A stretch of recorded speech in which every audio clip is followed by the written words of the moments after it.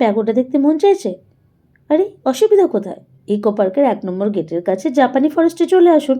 এখানে এলেই আপনি দেখতে পারবেন খুব সুন্দর একটি প্যাগোডা। এত সুন্দর এর কাজ যে দেখলে মন ভরে যাবে। আর এই বৌদ্ধ মূর্তির সামনে দাঁড়ালে তো মনটা একদম পুরো শান্ত হয়ে যাবে। তো অবশ্যই আসতে পারেন এই ইকো পার্কের প্যাগোডা দেখতে। এখানকার পরিবেশ অতীব সুন্দর, পরিষ্কার পরিচ্ছন্ন, বেশ ভালো লাগে।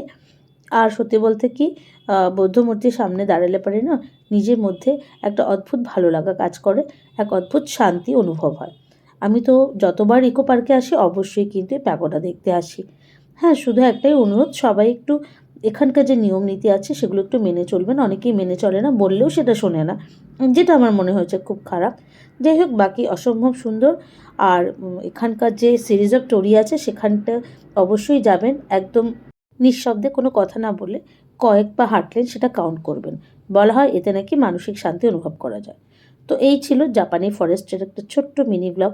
আপনাদের কেমন লাগলো অবশ্যই জানাবেন। ভালো লাগলে অবশ্যই কিন্তু লাইক আর কমেন্ট করতে ভুলবেন না, সাবস্ক্রাইব আর ফলো করতেও ভুলবেন না। সবাই ভালো থাকবেন, খুব আনন্দ থাকবেন। আবার দেখা হবে নতুন কোনো একটা ভিডিও নিয়ে বা মিনি ব্লগ নিয়ে।